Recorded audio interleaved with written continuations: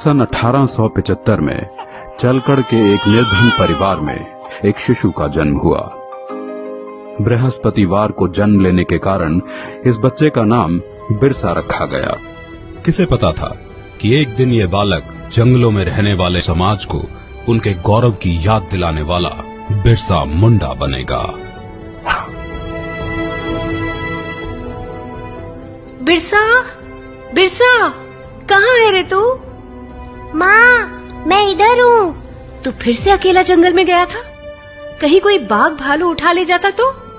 माँ, तू फिक्र मत कर, ये जंगल मेरा दोस्त है, इसके सभी जानवर मेरे भाई।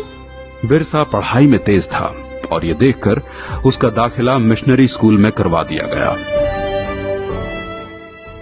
लेकिन वहाँ पढ़ने के लिए उसको जबरन धर्म परिवर्तन करना पड़ा। बिरसा, यीशु के सिवाय कोई भगवान नहीं है।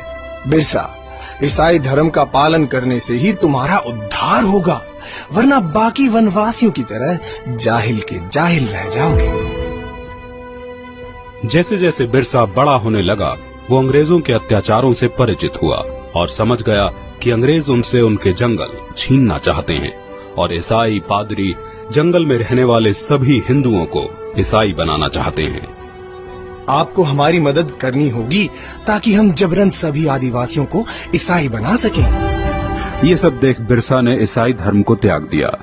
हम आदिकाल से इन जंगलों में वास करते आए हैं, ये जंगल हमारे हैं। धर्म परिवर्तित करके अंग्रेज हमसे हमारे जंगल नहीं छीन सकते। भाइयों, अंग्रेजों के सामने मत झुको, आत्मसम्मान के लिए खड़े हो।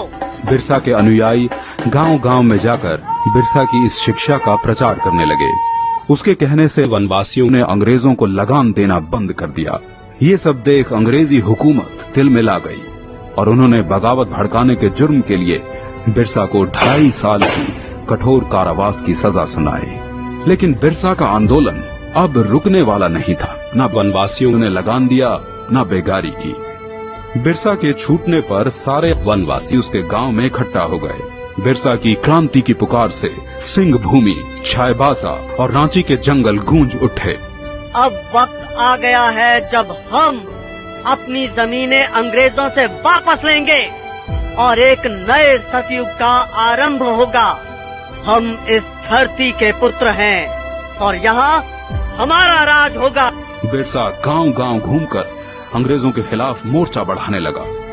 बिरसा के अनुयायी तीर कमान से लड़कर भी अंग्रेजों की बंदूकों पर भारी पड़ने लगे।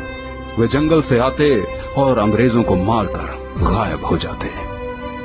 जिस तरह बिरसा हम पर और हमारे ठिकानों पे हमला कर रहा है, ऐसे तो ईसाई धर्म का यहाँ अंत ही हो जाएगा।